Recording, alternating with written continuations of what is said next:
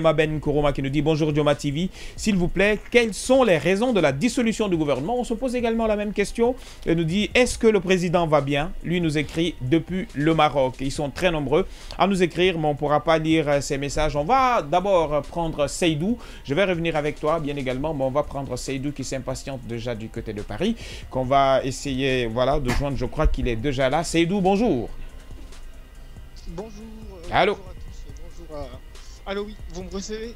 Oui, mais Sophie, on pourrait avoir un petit peu plus de volume là parce qu'on a du mal à le recevoir. Seydou, bonjour. Oui, bonjour et bonjour à tous. J'espère que ça va. Oui, ça va très bien, ça va très bien. Super, c'est un plaisir de t'avoir parmi les qui... nôtres. On se pose cette question, qu'est-ce qui se passe? Qu'est-ce qui s'est passé? Comment ça a été pris? Comment ça a été vu de l'extérieur, du côté de la France? Comment vous avez vu cette dissolution du gouvernement? Et quelques petites infos que vous avez aussi à nous souffler à l'oreille, quelques petites pistes que vous deviez nous donner. Mais pour l'heure, comment ça s'aperçoit de ce côté et comment c'est vu d'ailleurs cette dissolution du gouvernement? Est-ce un coup de force du président ou est-ce une expression de faiblesse? C'est très difficile de deviner ce qui se passe actuellement dans la tête du CNRD, mais c'était quand même prévisible. C'était prévisible parce qu'on a tous vu comment ce gouvernement se conduisait, comment des ministres se comportaient comme des enfants. Voilà, et nous, de loin, on voyait quand même certains journalistes internationaux analyser cette situation de façon un peu prévisible en fait. Voilà, ce qui est arrivé hier jusqu'à ce que le CNRD décide de dissoudre ce gouvernement-là. Oui. En tout cas, c'était prévisible parce que rien ne va entre même les ministres. Il y a un confrère qui disait tout à l'heure sur le plateau, un ministre qui se permet de contredire son premier ministre et tout partait, disons, si je me permets les mots, en couille. Là maintenant, à mon avis, je pense qu'il faut s'interroger après qu'est-ce qui va se passer après cette dissolution? Qu'est-ce qui va se passer? Qu'est-ce que le CNRD prépare encore? C'est la grosse question. Je pense qu'en fait, la dissolution étant politique, je disais qu'en fait, c'est extrêmement difficile de deviner ce qui va se passer maintenant parce que le CNRD s'érige maintenant en homme politique. Le CNRD pense maintenant aux stratégies à mettre en place pour essayer encore de rester au pouvoir. L'objectif du CNRD, on le sait tous, c'était de venir organiser les élections ou bien mettre des structures qui pourraient nous permettre dans quelques mois ou dans quelques années d'assister à des élections libres et transparentes. Mais là, partir jusqu'à dissoudre le gouvernement, c'est une façon d'envoyer un message très fort à la population guinéenne pour dire, écoutez, nous sommes faibles. Nous sommes faibles. C'est cette perception maintenant que nous avons du CNRD. Même si ils envoient des gens qui maîtrisent tous les systèmes de régulation. Est-ce qu'on pourrait voir la naissance ou la mise en place d'un gouvernement carrément politique?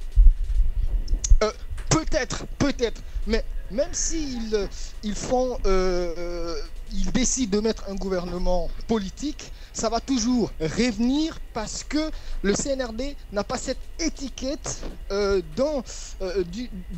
disons d'une entité qui peut s'ériger en homme politique pour gérer les affaires de l'État. Le CNRD a pris le pouvoir dans des conditions difficiles. Le challenge ou bien l'enjeu, c'était d'envoyer le peuple de Guinée ou l'État guinéen vers cette prospérité toujours souhaitée. Mais depuis qu'ils sont là, ils ont prouvé leurs limites et les ministres qui ont été choisis, parmi eux, il y a certains qui sont bons, il faut le dire, mais il y a d'autres qui ont prouvé leurs limites en fait. Mais comme à cause d'une graine d'arachide, On peut jeter tout le reste qu'on a dans la bouche.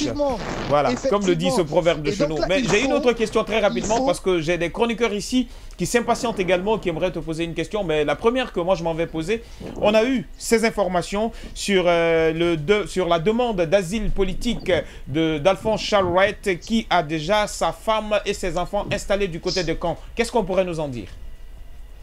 C'est une information aussi que j'ai apprise dans mon entourage. Il faut fouiller, mais un ministre qui se permet de faire de tels actes, c'est quand même aller contre soi-même, en fait, contre sa propre décision. Un ministre qui, pour essayer de fuir je ne sais pas quelle galère, alors que lui-même, quand il apparaît devant les médias, il n'est pas, il n'apparaît pas comme une personne qui souffre ou une personne qui a quelconque difficulté, en fait. Donc je pense que quand un ministre a ce genre d'acte ou pose ce type d'acte, on se pose nous-mêmes la question de savoir, mais alors il donne raison à tous ces jeunes qui passent par la mer pour venir ici. Il donne raison à tous ces jeunes qui sont morts en allant aux États-Unis sur des routes, mais vraiment dangereuses, en fait. Donc, et une autre question, est-ce que c'était pas dans sa tête déjà prévisible qu'il y aurait les prochains jours une dissolution du gouvernement, ou que voilà, ça n'allait pas continuer jusqu'à la fin de la transition? Cela se rapproche à ce que vous venez d'avancer. Cela se rapproche à cela. Mais c'est que quand même, j'ai envie de dire, c'est que il y a chaque ministre peut-être qui s'est positionné. Ça a toujours été comme ça. Quand on est à la tête des affaires, quand on gère les affaires très très lourdes de l'État, on essaie quand même de caser un peu sa famille en Europe. Ou bien on essaie de caser sa famille en Europe, ou bien on essaye de fuir je ne sais quoi pour avoir une opulence ailleurs, alors qu'eux-mêmes devraient se battre pour créer cet espace d'opulence en Guinée. Merci. Merci Diané, merci pour ton intervention de ce matin. On se retrouve très prochainement et merci d'être toujours avec Joma Media, hein, même si tu es du côté de la France. Voilà, je m'intéresse